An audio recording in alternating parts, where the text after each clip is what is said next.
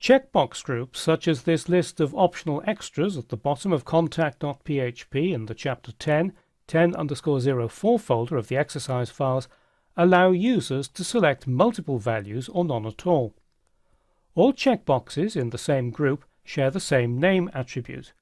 So in this checkbox group, the name attribute for each checkbox is extras, and then each one has an individual value. So the first one is sunroof, the next one aircon, and the last one automatic. And it's this value that's transmitted with the form data if a checkbox is selected. But there's a problem of using a single name for the whole group. If left like this, only the last selected value will be added to the post array. To handle a group of checkboxes that use the same name, you need to turn it into an array, and we do that by appending an empty pair of square brackets after the name attribute. So it's extras and then that square brackets, and we need to do that with each checkbox element in the same group. It's also important to note that if no checkbox is selected, the group isn't added to the data transmitted with the form. I'm going to begin by assuming you don't mind if all the checkboxes are left deselected. So let's go up to the top of the page, and we need to add extras to the expected array on line 5. And we add just the name on its own. We don't need the square brackets here. And because we're adding extras to the expected array, the script in process_mail.php expects that element to be included in the post array. But if the user hasn't selected any of the checkboxes, it won't exist. So we need to check for its existence and create an empty array if it's not there. So we'll do that just before including process_mail.php. So insert an extra line on line 14. Then if not is set, and then we're looking for the post array and the extras element. So if it doesn't exist, we'll create it. So post, then extras, and this needs to be an empty array, not an empty string, but an empty array.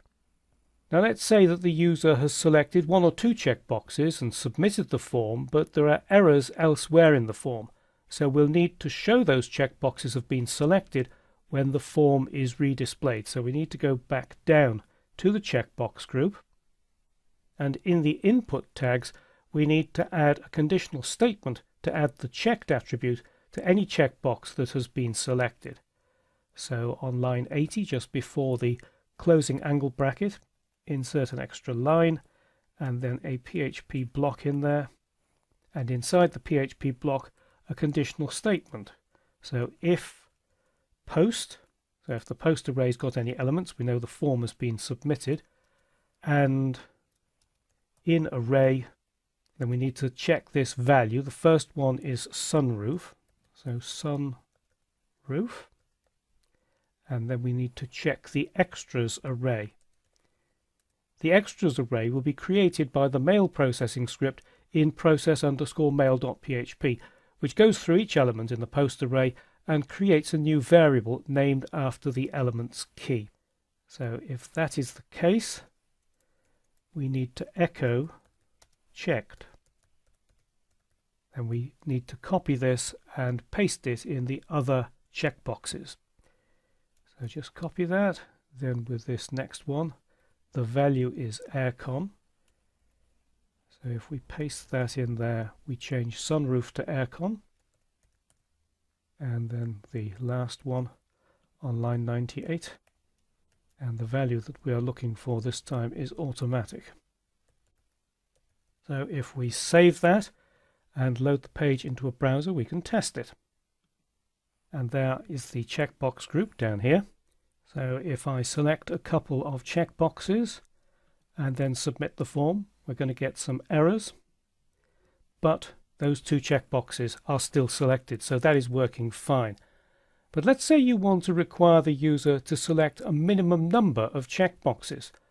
The way to handle that is to count the number of checkboxes that have been selected and display an error message if it's not enough. So let's get back to the code, and then at the top just after this conditional statement here that is checking whether the extras element is in the post array, we'll add some more code in here and create a variable called minimum checked. And I'll set that value to 2. Then another conditional statement, if count post extras is less than minimum checked, then we add an element to the errors array. And this will prevent the form being submitted until this error is cleared. We'll call that errors extras and set its value to true. And we need to add an error message inside the legend for that field set. So let's go down to the bottom again. Here is the legend on line 83. So inside there, just add some extra space and a PHP block. And if is set errors, and we're looking for the extras element, colon, then we need to have a HTML span, set its class to warning, and then please select at least, and then we'll have the shortcut for echo, and we'll echo minimum checked. The reason I'm using a variable rather than hard coding the number is it makes it easier to change. You just change it in one place. And then after that span, of course, we need to close our conditional statement. So another PHP block, end if, semicolon. So let's just save that, go back to the browser. We need to refresh the page. So if I now submit this without selecting any checkboxes, it tells me please select at least 2. If I select 1 and resubmit, it still tells me it wants 2, but it's kept that other one. And if I select another one and resubmit, that error message goes away. So that's how you handle a checkbox group.